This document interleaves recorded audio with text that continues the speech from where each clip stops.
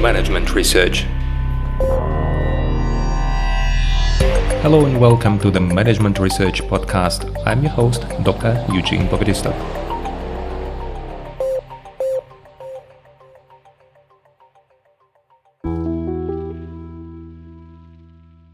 Hello and welcome to the next episode in my podcast. This time we dedicate a mini-series to the field of strategic management. In my previous episode, I talked about the path dependency theory and explained how the theory appeared.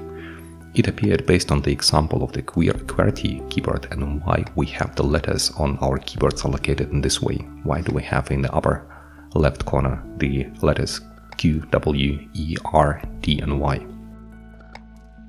I promised you to give you some more examples, and if you remember, the three drivers of path dependency are the technical interrelatedness, economies of scale, and quasi-reversibility of your investments. And the path dependency accompanies us on all the ways and all the avenues of our life. Look at the railway stations, look at the railway as technology. We have the railways of a certain size, and you know, for instance, that in Europe the size is a bit smaller, I think about 11 centimeters smaller than in Ukraine. We have the same standard in all European Union, and the issue is that we have the trains that are made for this. We have technologies that allow us to build the railways in this way. And if you look at three factors, economies of scale, each additional kilometer of the railway costs not as much as creating the first one from scratch.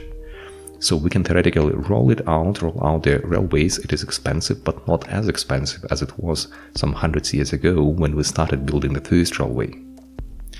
We have the technical interrelatedness, we have the wagons that are built in different countries and they're all of the same standard.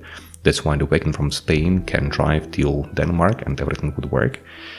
And we have the technology that allows us, for instance, to produce the trains of a certain speed. And I heard already an opinion from people who work in the railway sector that it would be great to have a bit broader railways because it would allow to have more stable and faster trains. But we cannot change it because we have the railways and we cannot just scratch them. It is too expensive. If we now destroy the old railway and try to build a new one, we will have to invest a lot of money, and the money we get from the old scratched railway will not even be 10% of what we need to build a new one, the new railway system in, let's say, the whole Europe. As you see, these three drivers, the technical interrelatedness, economies of scale, and reversibility or irreversibility of investments, they brought us to the lock-in state where we all have to use the same standard for the railway, and probably in the next years nothing will happen, maybe in dozens of years. Another example are the e-vehicle. You know that the whole European Union tries now to switch to green energy, and we try now to switch from combustion engines cars to e-vehicles. And it is not really the problem of the e-vehicle itself. We can produce them, we know how to produce them, technology has been here for a long time. The biggest issue are the gasoline stations. Because if you want to go somewhere by car, you can tank your car whatever you want. But if you have the e-vehicle, you have the e-car, then you can first of all drive not so far, usually about 300 till 500 kilometers, and then you have to find a station where you can fuel your car. And the technology is not there, because if you want to fuel the combustion engine car, you usually need about, 15 minutes. But if you want to load the battery of your e-vehicle, you have to wait 1 or 2 hours, which is already hard to organize if you want to have a longer trip. We have many other issues, but as you see, the question of switching to a new types of cars is not the question of the engine or of the battery itself.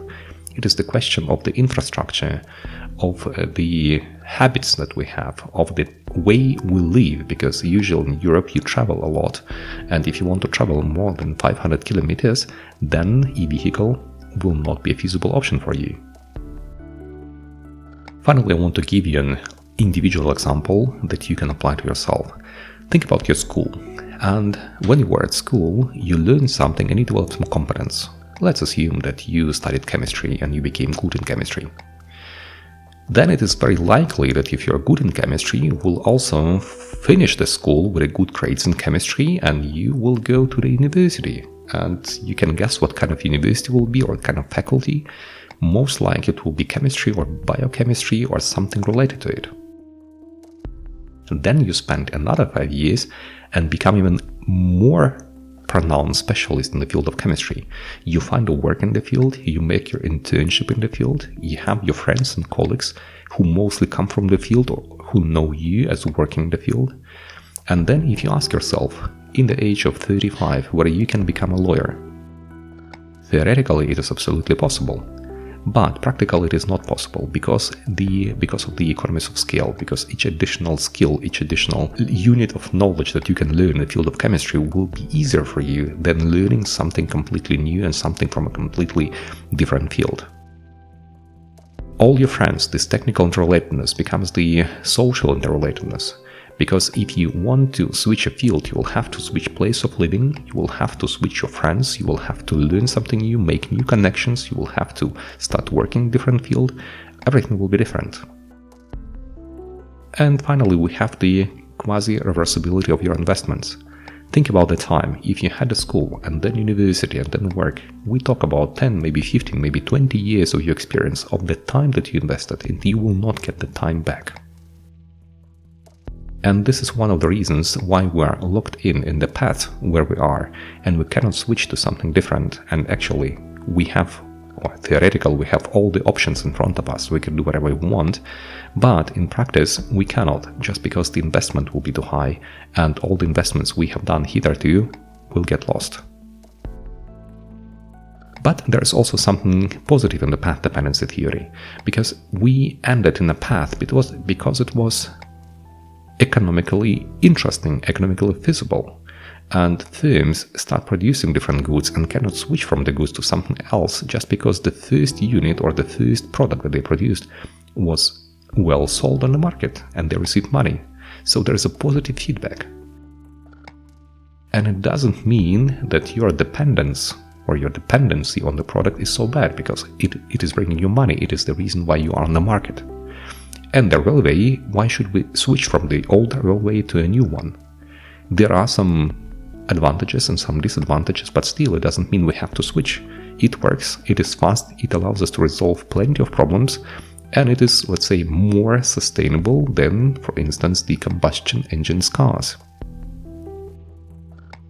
Path dependency is a kind of curse, because if you are there, it's very hard to go back from it. It's very hard to switch now to different types of economy. All economic models are growth-oriented. Most of economic models are growth-oriented. And if we try to convince firms to switch to circular economy, they don't even know what to do with it and have no idea how to deal with it, how to work with it, because they are in the path of the economies oriented towards the growth. But it is a very interesting aspect that if we know the drivers, we may turn it back. We may invest money and we know actually what to invest into and how to make, let's say, economies work differently, or how to make our life more sustainable. Here I want to give two examples. One student of mine, he is now investigating the switch to sustainable way of conducting business, and he's thinking about how to make organizations to create a path, a new path, and what kind of steps will make them stay in this path. And he wants to analyze the 3 drivers of path dependency and see what kind of steps that we usually do in the field of sustainability will be more sticky, will bring the organizations more to a lock-in state. And next time, if a new government, let's say the populist government, comes to power, that they cannot reverse what we did. So we see now the path dependency as something very positive. On the other hand, I have another colleague of mine who is working on the circular economy, and for him it would be interesting to understand what are the drivers that brought us to the economic models that we use, and whether we can use the same drivers to reverse the economic models that are preferable by the firms, and maybe we can switch back and make our economy more circular and convince firms to work in a different way. So, as you see, it is a very deterministic theory, but this theory allows you for very interesting conclusions and also to decide what kind of path you want to follow. I hope it was interesting. I wish you all the best, and I'll see you in the next episode. Bye bye.